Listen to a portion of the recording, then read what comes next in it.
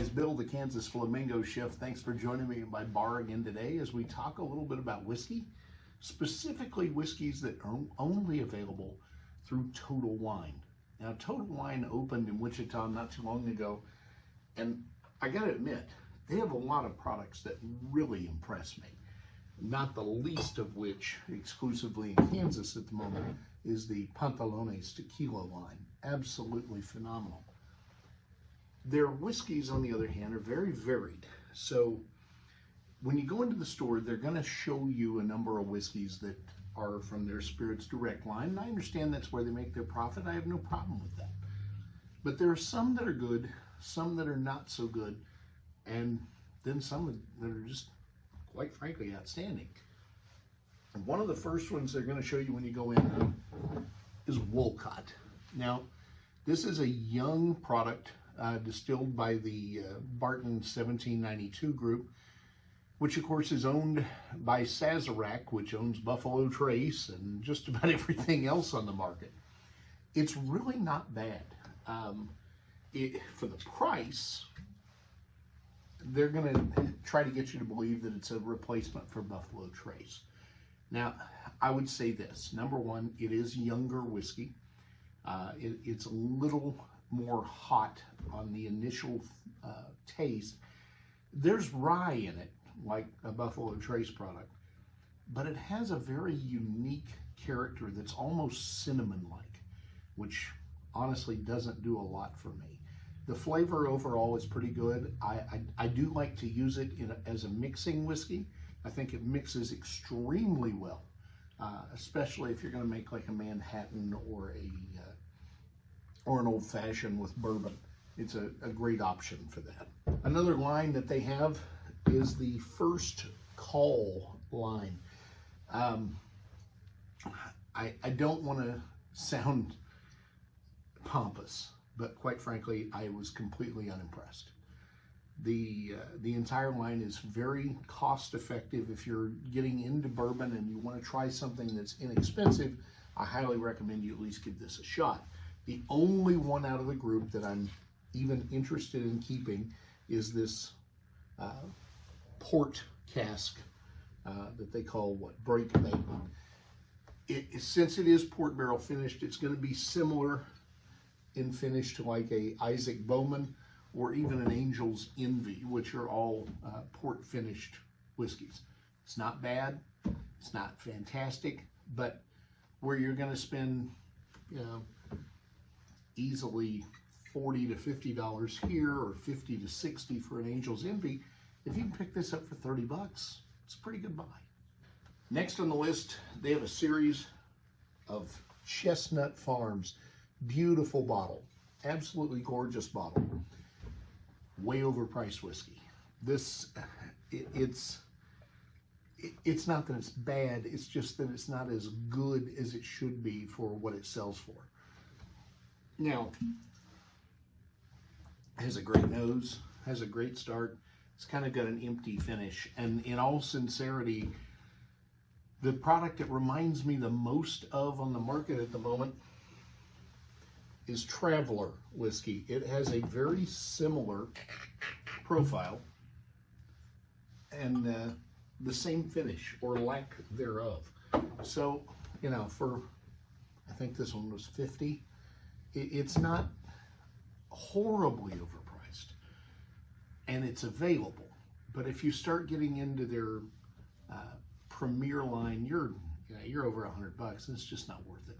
Let's just be honest. But if you want something that looks nice in the bar, it certainly is a great looking bottle.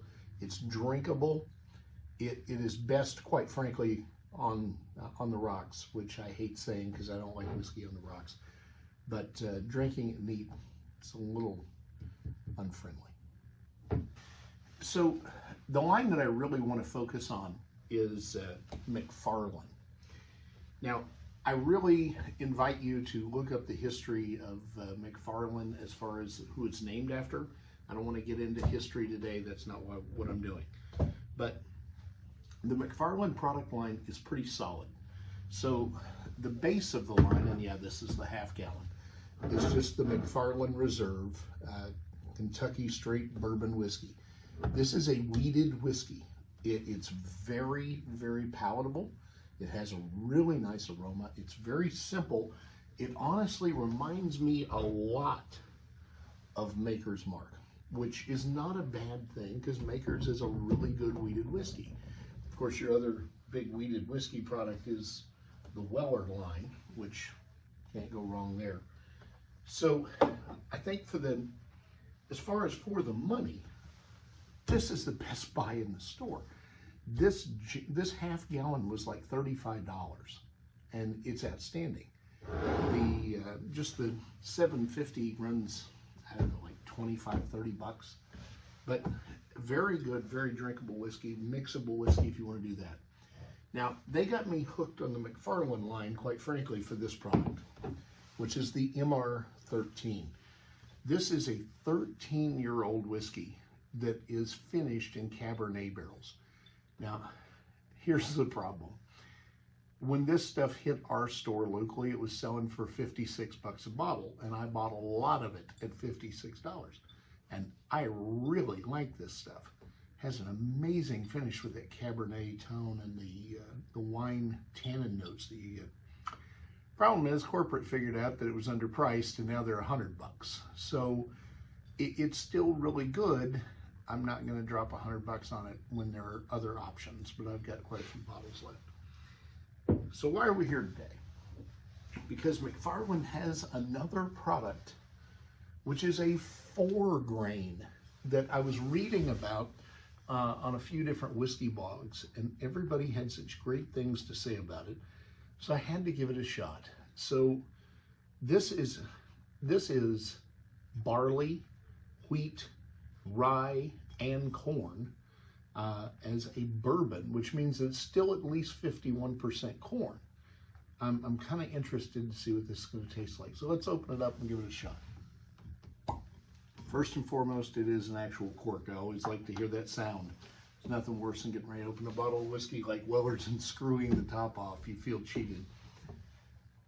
Ooh, it's got an interesting nose.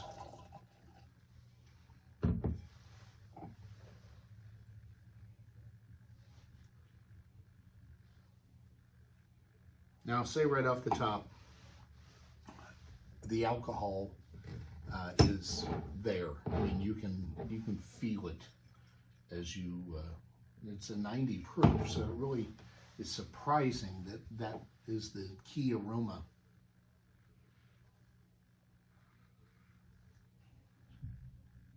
Okay, I do get the wheat.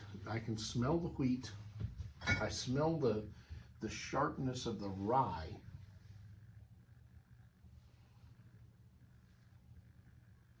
All right, let's see.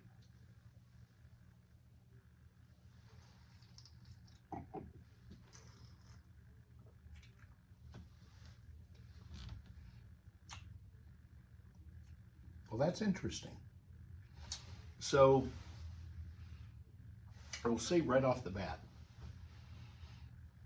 it tastes less like a wheated whiskey than I expected it to. You get the rye, but then you get the mellowness of the wheat. And there is a sweetness that is almost like cherry, that is very, very well balanced. There's none of that cinnamon. I don't get chocolate notes. I get almost cherry notes.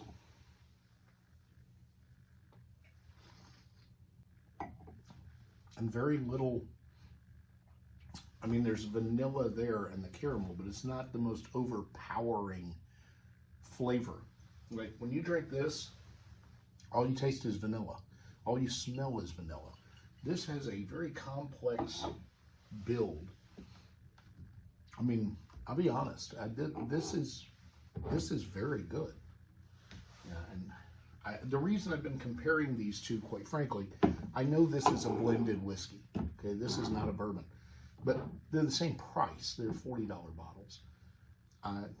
I'll enjoy this much more than I'll enjoy this. This has a great story. This is drinkable. If you've got a whiskey that you find interesting, you'd like to know more about, questions for me about anything, If you'd like to see more of specific kind of content, you'd like me to cook something special, all you got to do is let me know. Bill@kansasflamingochef.com. Until next time, eat and drink fabulous.